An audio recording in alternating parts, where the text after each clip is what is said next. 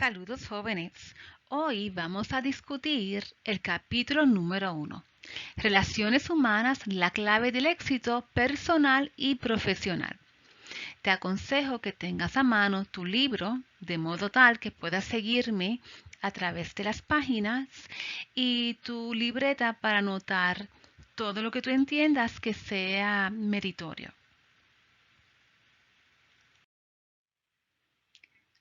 Tal vez la primera pregunta que tenemos es, ¿qué son las relaciones humanas? ¿A quiénes yo incluyo en las relaciones humanas? Así que, si definimos relaciones humanas, podríamos decir que es el estudio de las interacciones. O sea, cómo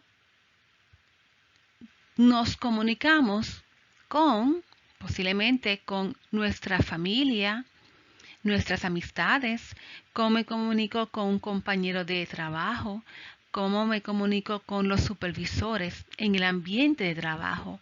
Así que hay diferentes puntos de vista en términos de con quién yo puedo interactuar.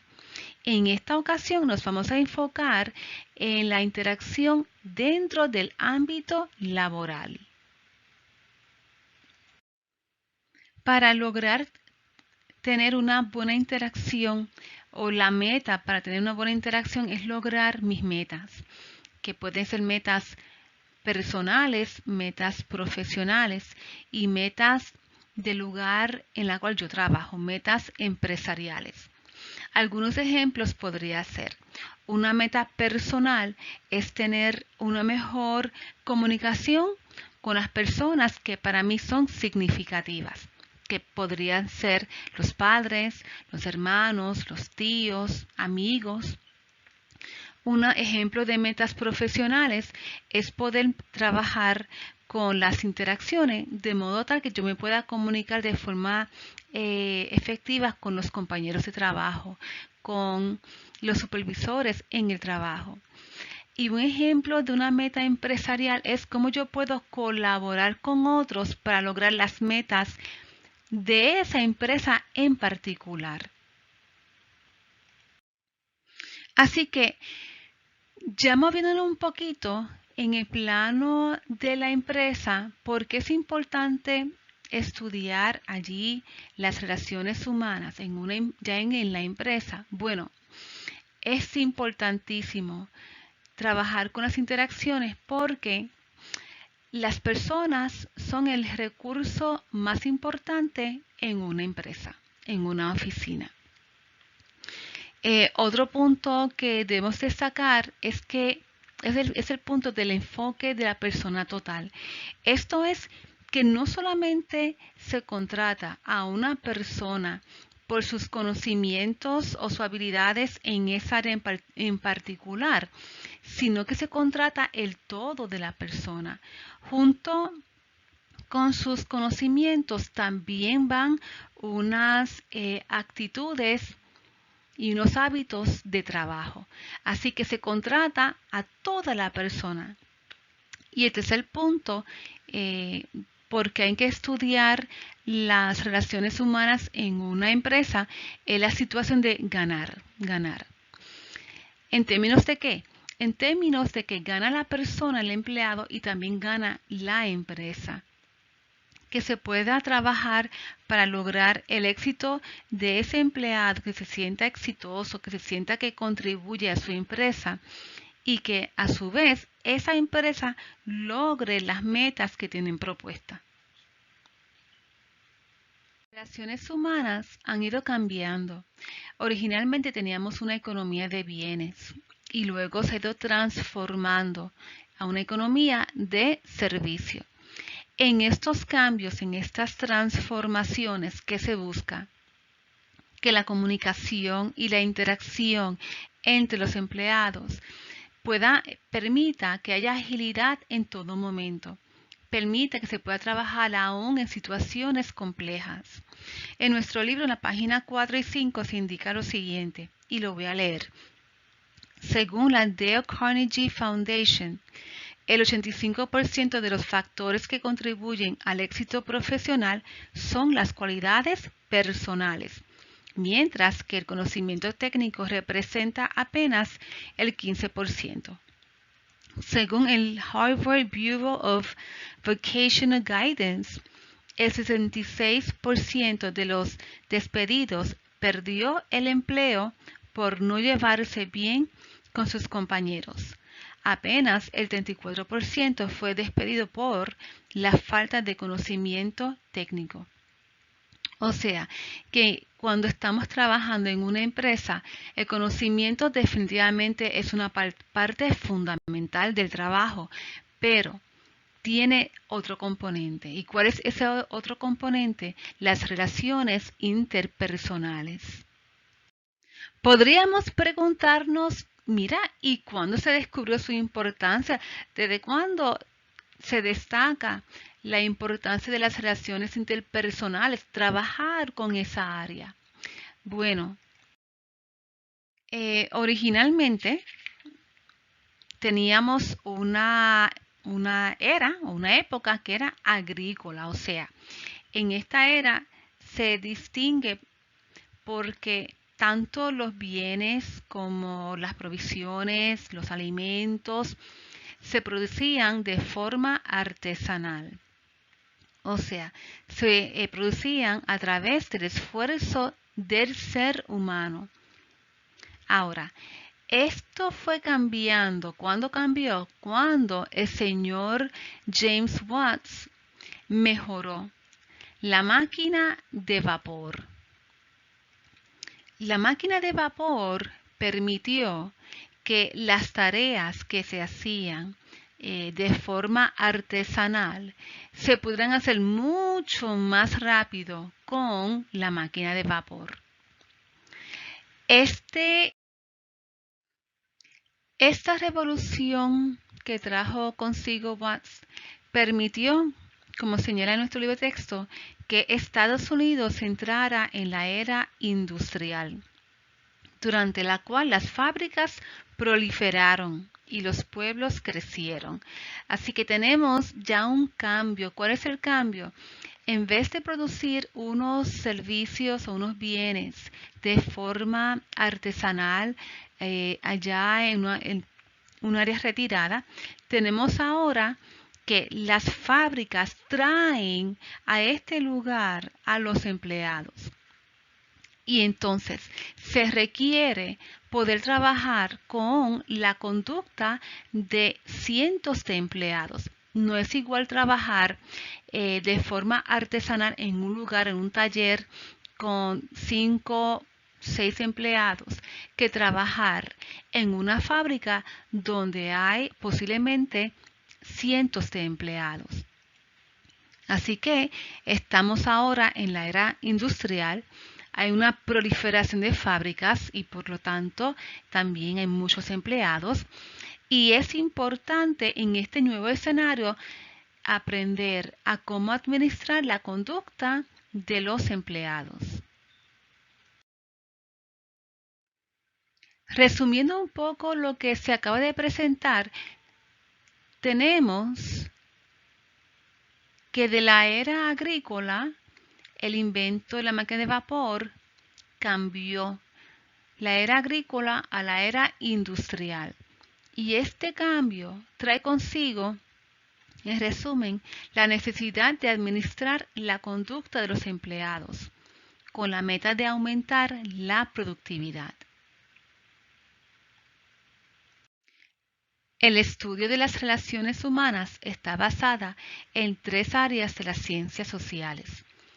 Estas son la psicología, la sociología y la antropología. La psicología se enfoca más en estudiar la conducta de las personas, asuntos como la motivación, el liderazgo, el proceso para tomar decisiones. La sociología se enfoca más en la conducta de las personas dentro de ese grupo. Y finalmente la antropología estudia el origen de las culturas y su desarrollo. En una economía globalizada como la que estamos en la actualidad, es importante conocer las costumbres el desarrollo de las otras culturas con las cuales estamos en unas transacciones económicas.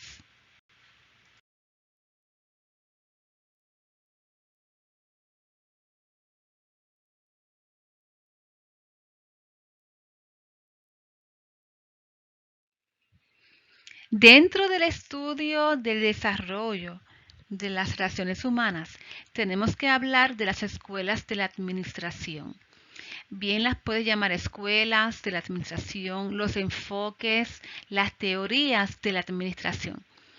Aquí tenemos tres, las cuales les voy a presentar a continuación. La teoría de la administración científica.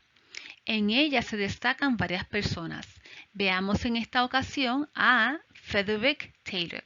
Se le conoce como el padre de la administración científica.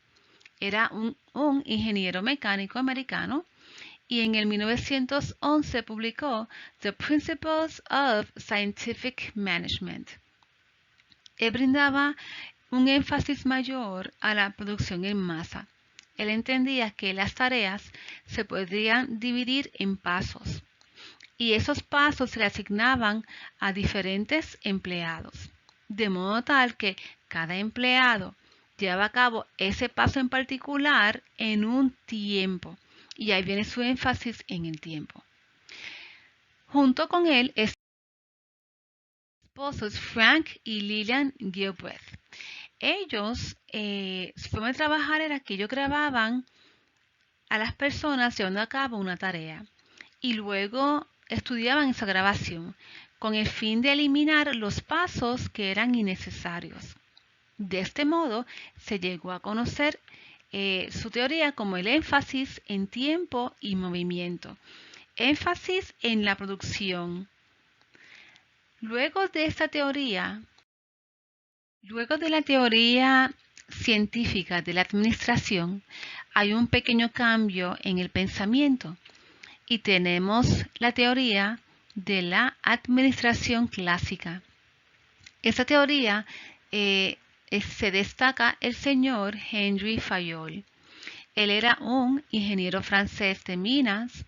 En el año 1916 publicó los 14 principios de la administración. Y también él fue el que estableció las 5 funciones de un administrador. De seguro que todos han escuchado hablar de la división de tareas, la unidad de comando, hablar sobre la remuneración de los empleados. Estos principios los trajo el señor Fayol y esto fue en el comienzo del siglo pasado y a pesar del tiempo no han perdido su vigencia. Las funciones administrativas eran originalmente 5: planificar, organizar, dirigir, supervisar y controlar. Aunque con el tiempo se redujo a 4, originalmente él propuso estas 5. Y todavía en el año 2018 tienen tanta vigencia como al principio o posiblemente más vigencia. Seguimos en ese proceso de cambio. En la teoría científica se enfocaba más hacia la producción. Y luego tenemos en la teoría clásica hay un pequeño cambio, un enfoque más a lo que es la administración, a la jerarquía, a los gerentes. Y ya tenemos aquí otro leve cambio, un enfoque más hacia las relaciones humanas. En esta teoría se destaca el señor Elton Mayo. A él se le conoce como el padre de las relaciones humanas. Era un psicólogo industrial australiano. Y entonces, él realizó una investigación en la planta Hawthorne en Chicago.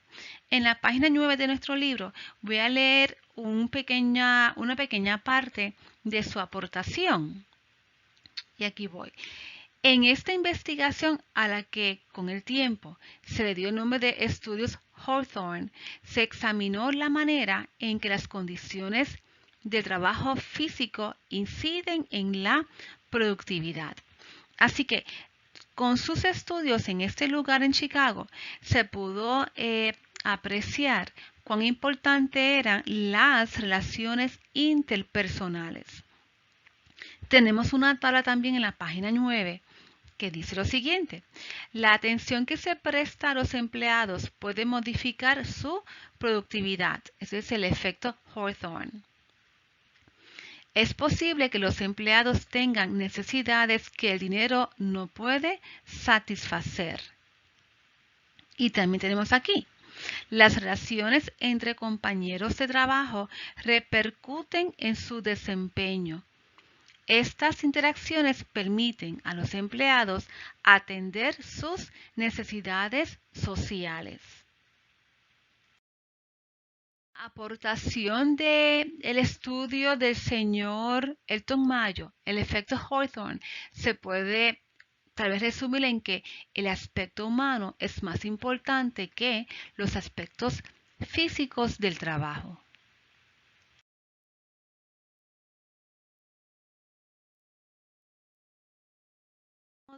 Y dé un clic sobre el enlace que se señala en la pantalla para que vean una pequeña película relacionado con los estudios Hawthorne.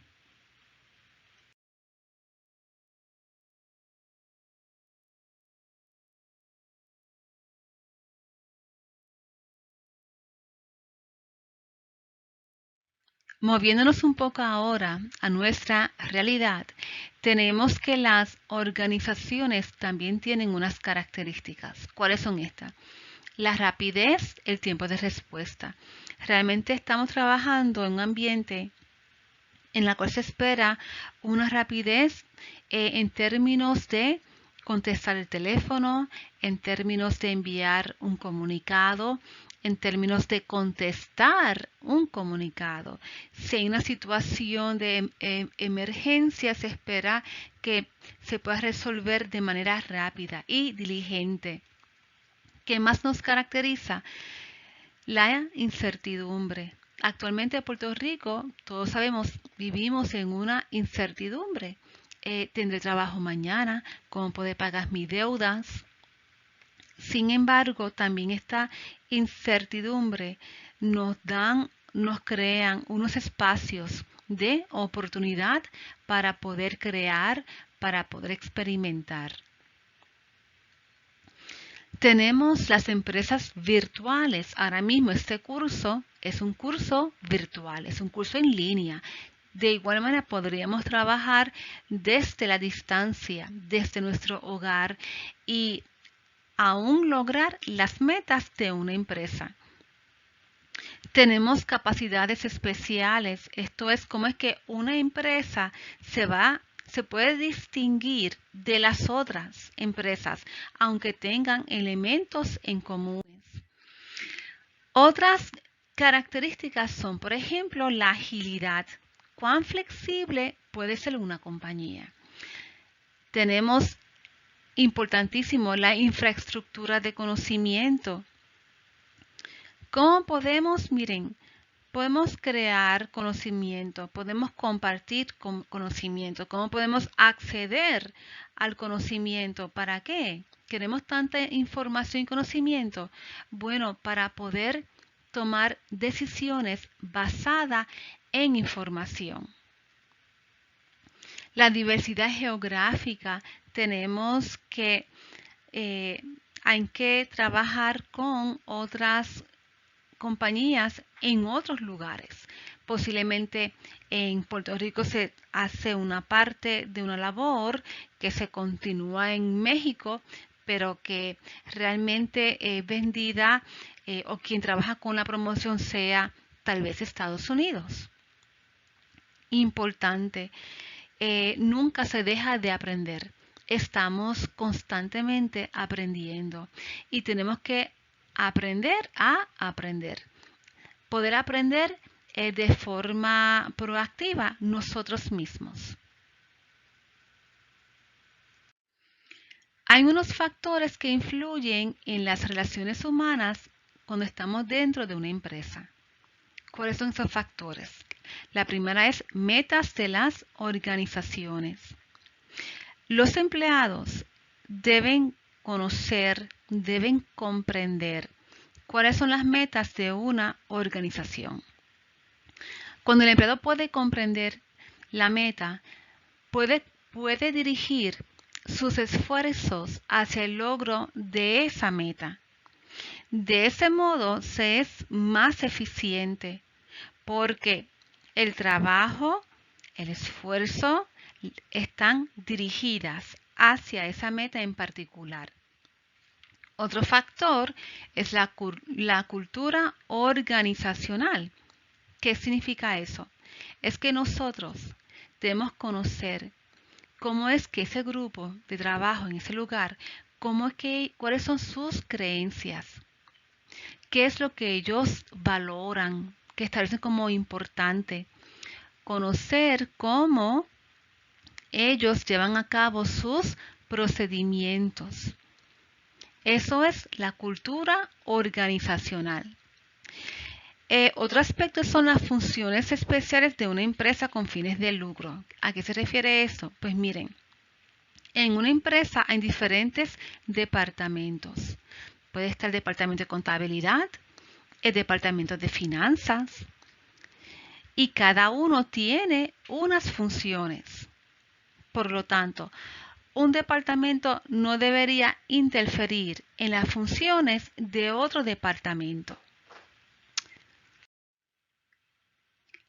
Tenemos que hay unos factores externos, unas fuerzas externas que afectan también a las relaciones humanas. Fuerzas externas como el contexto histórico, la economía, la competitividad, el aspecto político-legal, lo social y cultural. También hay otros factores externos que también influyen en las relaciones humanas. Cambios tecnológicos, desastres imprevistos, como mencioné, el huracán María, eso fue algo imprevisto, y cómo impactó a Puerto Rico, las fusiones de diferentes compañías, la economía global, lo que pase en China afecta lo que pasa en Estados Unidos. Y lo que pasa en Estados Unidos afecta lo que pasa en Puerto Rico. Bueno, ante este panorama, ¿cuáles son nuestras responsabilidades? El libro nos presenta algunas de ellas. Tenemos aquí demostrar una actitud positiva, realizar de manera satisfactoria su trabajo o función, ser cortés y servicial, mantener una buena comunicación, ser flexibles. Yo le diría un poco más. Yo le diría que vamos a seguirla no porque están expresada en nuestro libro de texto.